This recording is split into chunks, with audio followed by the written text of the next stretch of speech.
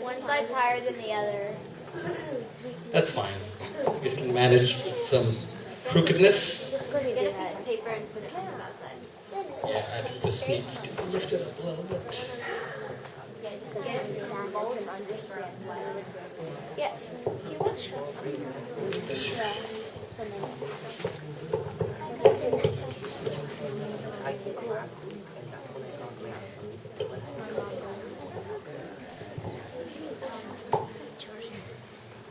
Okay.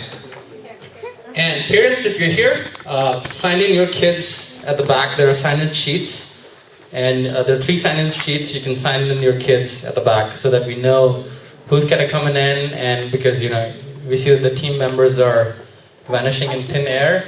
And we don't want that to happen. We want to make sure that if people form a team, they stick together to implement the end product. Okay?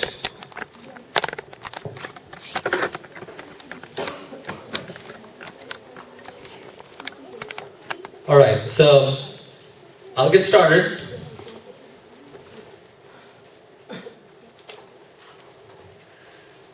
So today is March 13th and we have finished the first 3 topics. And today we're going to talk about steps needed for your startup.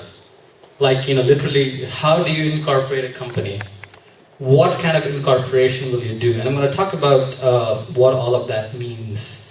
Does someone here know what incorporation means?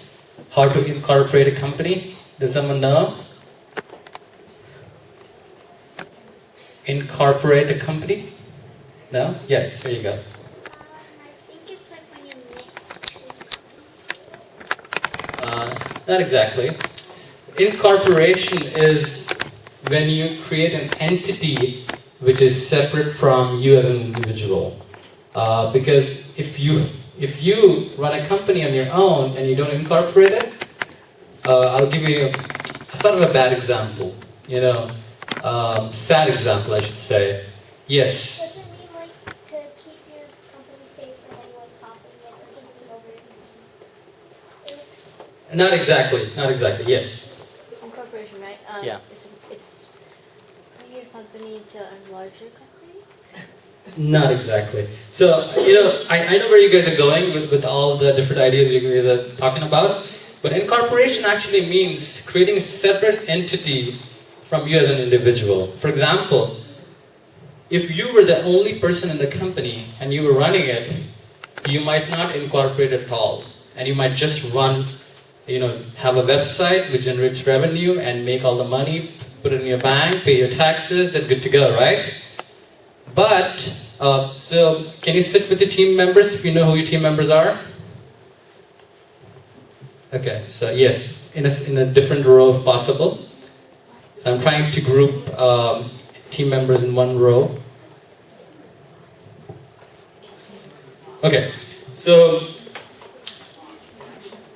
you can run your company without incorporating it, but there's a problem. The problem is something called liability. What is liability? Anyone knows what liability means? Yes. It's like reliability, like you can rely on it. Okay, so it's derived from that similar word, but it has a different meaning. Hang on. Yes.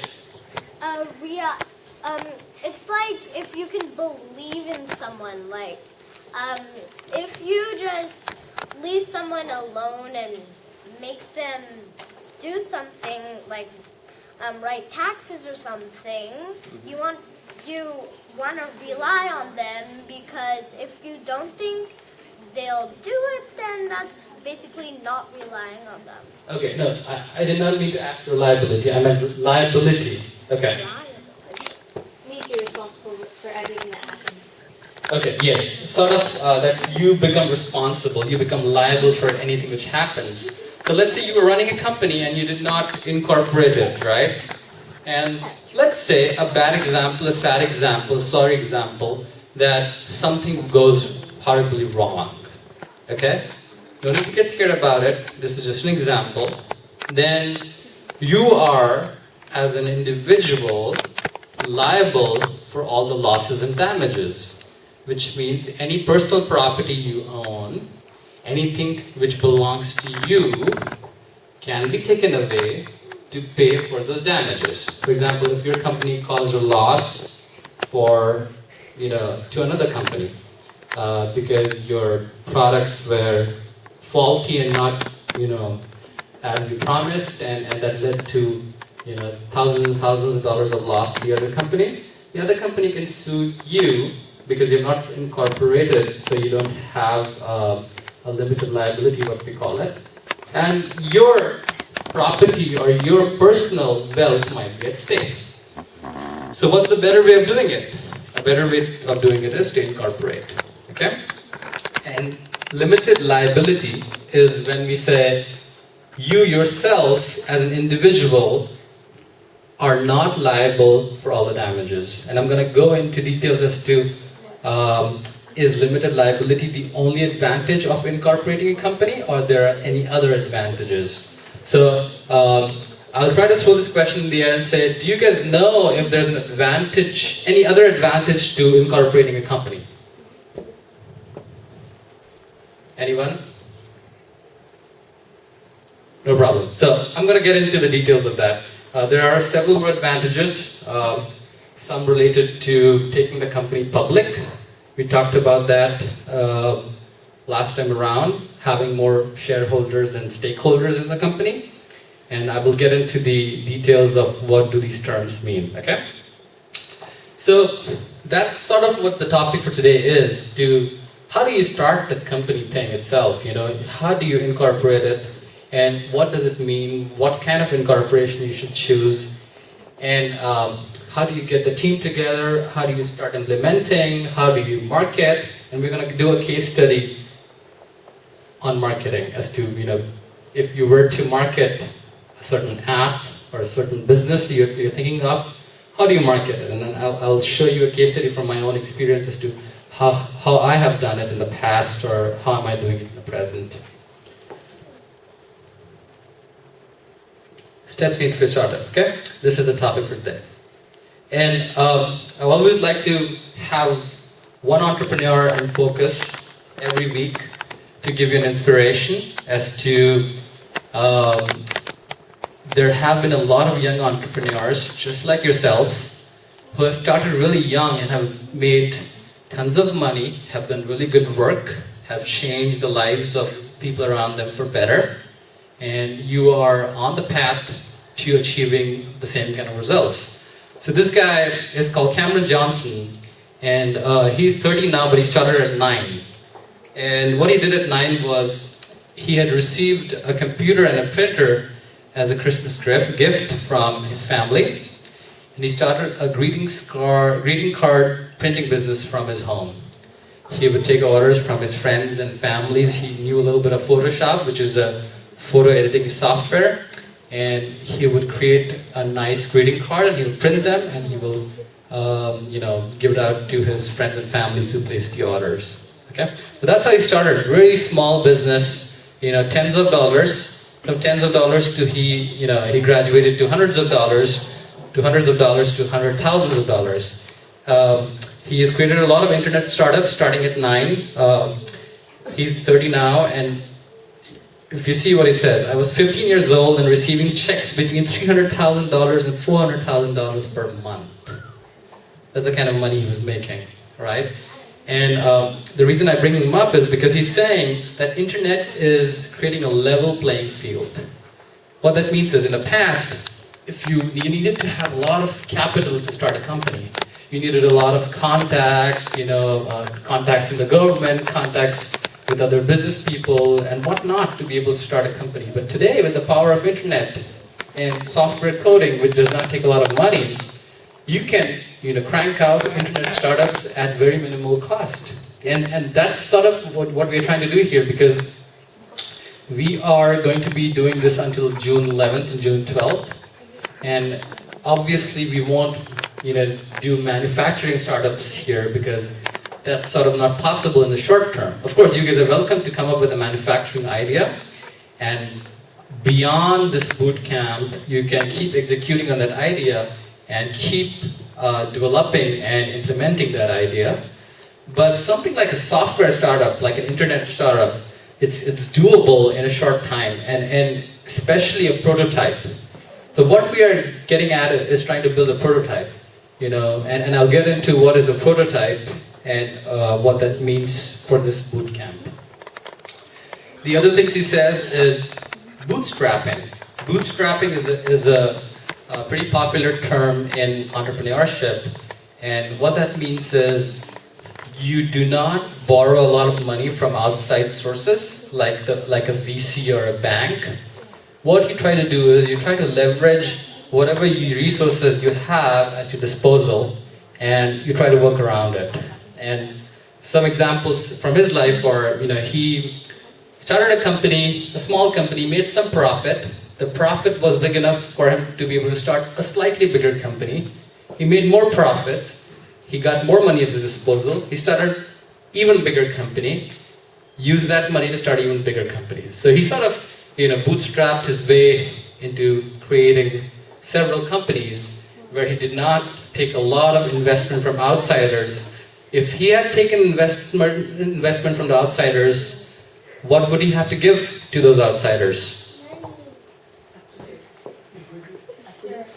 Equity, share, stocks, right? Or if it's loan and interest, you don't get loan for free, right? You have to pay some interest on it. Somebody's borrowing, lending you $100,000, they might ask you for whatever, 10% interest rate on that money. So you have to either give them equity, like an ownership in the company, or you have to give them interest, because they want to make money on their money, right? There are a few things which work. A little bit more about bootstrapping is you can get into deals with your suppliers and stuff like that. For example, if you're manufacturing, right? Let's say if you're making garments, right? And you have taken an order from the customer, but the customer is not paying you money right now. He says, you deliver me the order, and then I'll give you the money, right? And then you go to your supplier who's supplying you raw materials, and you tell him, hey, I don't have the money to pay you for the raw materials, but can you give me the raw materials now, and I'll pay you when the customer gives me the money? So not everyone will agree to such an arrangement, but if you give them a reasonably good offer, they tend to accept that. So you can say, hey, you know what? I'm going to give you maybe 5% more than what I have to pay you if you let me have the raw materials now, even before I get the money from the customer. So all these are parts of bootstrapping, how you strike a relationship arrangement with other businesses and other stakeholders without sort of giving a full-blown equity, because once you give out equity, it's like, you've given away ownership in the company, whatever, maybe it's 10%, it's 20%, whatever it is, right? Equity means you have given ownership to a third party. And he also talks about, he was very frugal, so he would save all the money which he would get, and he would use it for his next company instead of just spending it all away. You could spend all the money away, right? There's no limit to it. You could buy an expensive McLaren F1 or whatever, right? You can do any fancy stuff with the money, but if you save that money, you can start an even bigger company. So you're, pushing out the gratification of spending money in the future, and meanwhile you're enabling yourself to make more and more money in the process. He does say that mentorship has been really helpful for him in being able to start so many companies. So Michael Dell, the founder of Dell Computers, was one of his mentors. There were several other people who mentored him, like Richard Branson and stuff like that. So he got into contact with these people because he was doing so well in the beginning that people started taking interest in him. By 15, as you see, he was doing so well that he got mentorship going forward from very famous people, and that propelled him into even greater heights. He does say that he shares his ideas with a lot of people. He says that it does two purposes. It creates stress on him a little bit, that okay, he has to really do it because it builds a sense of commitment. If you tell 10 people that I'm going to build this, you develop a sense of commitment that, hey, I've told 10 people that I'm going to build it. There's a little bit more pressure when you get complacent. You think, oh my God, I've announced everywhere that I'm going to build this great product. So he increases pressure on himself by doing that. That's his technique. You don't have to necessarily follow that, but that's his technique. And he also does that to get a lot of feedback. Because you might have a good idea, but if you share it with a lot of people, and as a customer, if you get their feedback and they say, I would never use a product like this, it just doesn't make sense, right? Akin to your underwear which can be worn as a cap example, right? I mean, if you go to all your friends and say, hey, I'm building this great underwear which you can wear as a cap, would you buy that, right? So most of the friends will tell you right away, or family members, no, this is not a good idea. I mean, what's the point of this? There are many other nice caps which we can buy. Why will we buy a cap which is also an underwear, right? It's just not a product which makes sense, right? So you get an immediate feedback and you take action based on that. So depends on the personality type. If you're kind of a personality type who would like to share your ideas with a lot of people and get some feedback, initial feedback as to does this idea make sense? Will this product sell? Would you buy it if it was sold at, whatever, $10, right? So you get the idea. And, this is how you start a startup. And this is taken from a website called Funders and Founders. It's a very good website. If you guys have time, take permission of your parents to go on your website. And with this website, you will get to learn infographics as to how all the big startups started. It will show you how Instagram started. It will show you how Airbnb started. And it will show you how Elon Musk has achieved what he's achieved so far. If you're leaning a little political, you can also see, how did Hillary Clinton become what she's become? She's running for president, but what were the steps she took along the way? And it shows it in this beautiful infographic way, which makes it enjoyable to research. So these are the main steps, and I'm gonna go into the details of all these steps today. We talked about in the first lecture, live in the future ahead of your time. What does that mean? We talked about creativity, right? Do people remember creativity, innovation, how to think outside the box to come up with an idea? Everybody remembers that, right? Okay. And what you usually do, I said, is you pick up a problem in your area of passion or in any other area you're interested in, and you try to solve it. So that's your second step, right? What is missing in the world? Write it down and bounce ideas around. And we have done the exercise of bouncing ideas around. We asked you to sit in groups and think about an idea which you guys would like to solve. And we said, hey, if you don't have a passion, use the scamper techniques which we taught you in the first session to come up with an idea, to bounce ideas around. And once you're done with that, you make a prototype. And this is where this bootcamp comes into picture, because what we're trying to do here, on top of teaching you how to incorporate a company and the steps of running a company, we want you to come up with a prototype, if possible, by June 11th, so that you can present it on June 12th on the Animal Tech Day, if you got chosen. So, make a prototype is what is interesting here. If you have an idea for a website, for an app, build it. Build it in your team, and then show it around. So for June 12th, all we need is a prototype. We don't need a finished product. We need a simple version of your product. A simple version, not overly complex, a proof of concept of your product. That yes, this is my app. This works like this. I'm gonna make it more fancy and good looking and whatnot over the time. But this is what I got going for now. So that's what a prototype is. A prototype is something which is a proof of concept of an app or a website or any other product which you can show to your customers, to your investors, to VCs, whoever is interested in your business. And even for getting real good with feedback, Because if you go through an idea, yes, if your idea is really bad, people will turn it down. But if your idea is good, then your next step is you show the prototype to your friends and family and say, hey, this is my prototype.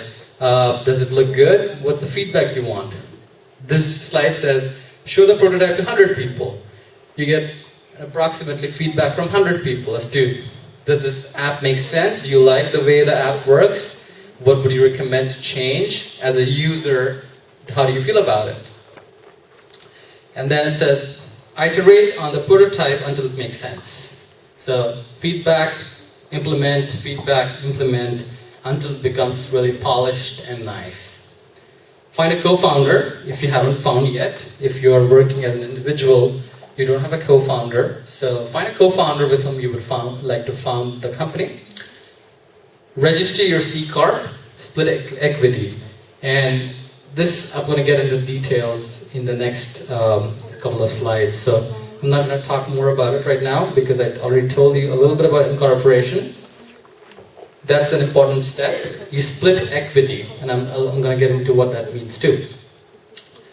Look for funding and build version one at the same time. So you had the prototype, you iterated over it, came up with a very good prototype. Now you're trying to get the finished product. And to get the finished product, you might need more money, for example, right? So you're working on the finished product while you're trying to get money from investors. And other than the implementation of the product itself, who can tell me for what else do we need the money? Let's see. Yes. To get food and eat, and for clothing, and for life necessities. Sure. As a company founder, as somebody who's implementing a product, you probably need to eat some food. You probably need some, day-to-day expenses to run the company, even though you might not be taking a big salary out of it yet. Right? Yeah. That's a good point. What else do you need the money for to run the company and to make your product profitable? Yes. You need money to pay Employees. your employee, and what you said, and you need the money to make your business grow, commit products and things like that. Yeah. More money for employees, your workers, and more money to grow the company. Hang on, let me get back to you. Yes, sir. You can use the money to make ads for the product and advertising. Yes, very important one. Because you might make a product, but that doesn't mean people will know about that product unless you advertise it well. Okay, yes. Like if you don't have a supplier, you need the money to buy things to actually make the product. Yes, for implementation itself, you need some raw materials. Yes. You need a few things to live, like food and clothes and stuff. Yes, we got that covered. She already you mentioned that. Okay, so yes, there's one more guy. If you don't have anything, you could use the money to buy appliances to make things. Okay, so again, it's sort of like capital to make your products or raw materials to make your products. Yes, so making the products, living the day-to-day life, paying your employees, marketing, that's an important one. Just the product itself doesn't do much unless you have the capacity to market it, and for that you need money. I'll show you a couple of ways you can market with a little bit amount of money, and then of course the popular ones, and we'll get into that too. Okay, so it says launch, let everyone know you have made something, and launching needs money too, right? When you launch something, you could have a website launch with some gathering of people, investors, and people who are interested in your new product.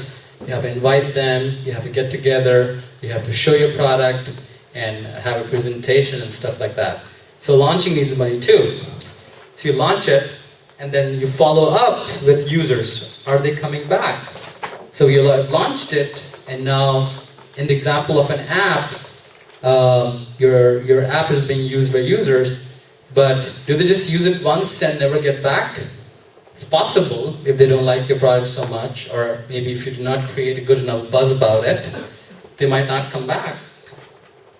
So you have two paths. No, they come and left. So launch again after iterating. Launch until users stay. Airbnb launched 3 times. Who knows what Airbnb is? Some people, okay. He knows here. Yeah. What is Airbnb? I think it's a place where people they like rent their. I mean, it's for vacations. Yes, yes. So Airbnb is a website where you, as a homeowner, can list your home as a vacation property. You know, you could do even stuff like, hey, 10 days you're not going to be in town. Your home is sitting. You know, nobody's in the home. I might as well rent it out as a vacation property for 10 days. You could do stuff like that on Airbnb, or maybe you have a second home where you don't live, but you have that home, so you just want to put it on vacation market so that people who are taking vacations can go and stay there for a few days. So Airbnb is like a platform. Just like Amazon and eBay are platforms for selling good products and goods. Airbnb is a platform for renting out your vacation properties. So there are both consumers who want to go on a vacation and sellers who want to put their home on rental. So they launched 3 times. They wanted to come up with a perfect model, and the first 2 times nobody was using their platform. Third time when they relaunched with their improved product, it got traction and people started using that strongly.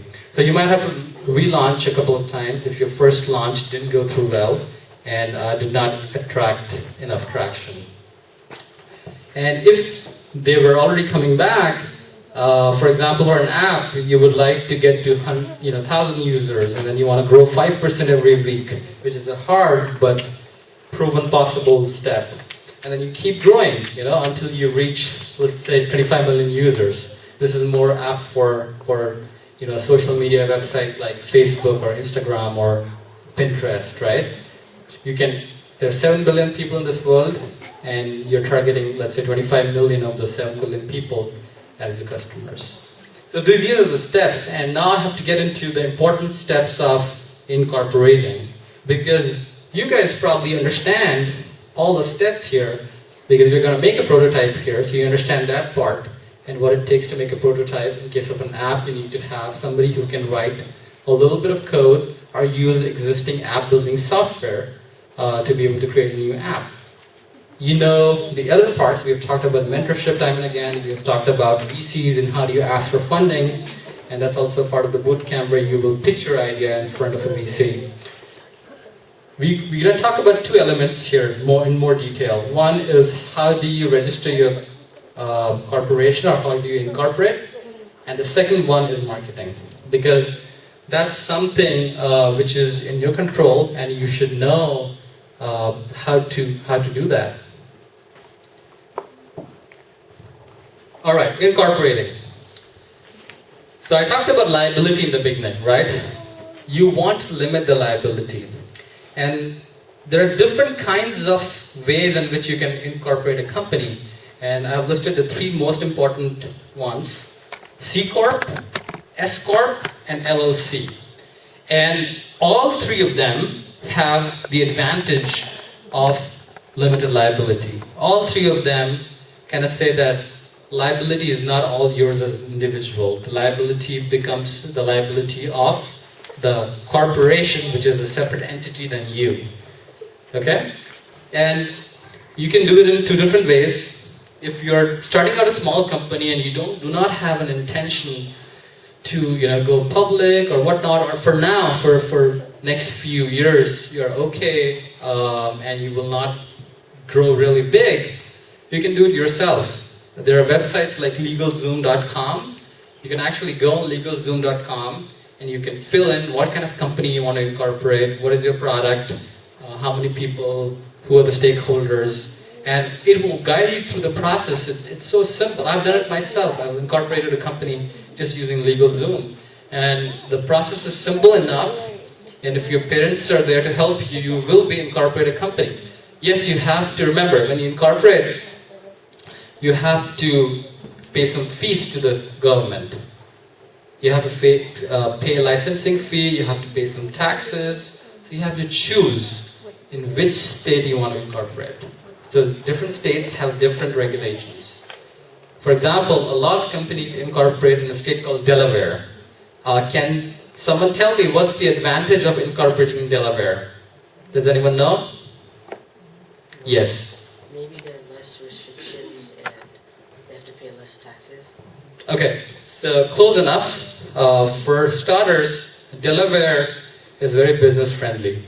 So in case of any lawsuits between a consumer and a business, Delaware laws usually support the business. California is sort of the other way around. California is, it's a good state to run your business in and do your business in, but it does try to protect consumers a little bit more.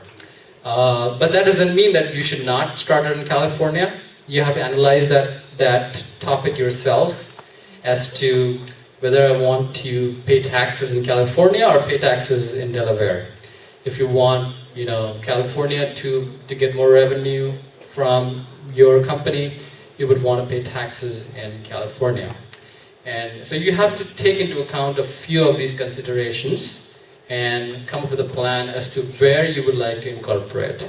The most common, as I told you, is Delaware. A lot of people incorporate in Delaware, and a lot of people incorporate in California because this is where a lot of companies start. So they say, hey, I might as well give my money to my state instead of giving it to Delaware.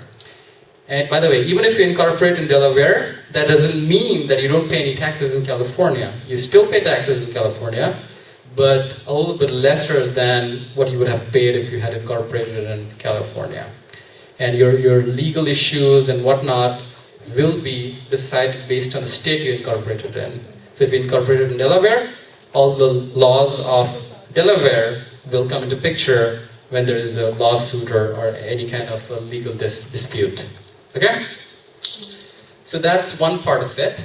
And if you're going to get into a complicated structure, which is not simple, then I would strongly advise, don't do it yourself. Talk to a lawyer. Talk to an entrepreneurship lawyer. We call them the startup lawyer and stuff like that in Silicon Valley.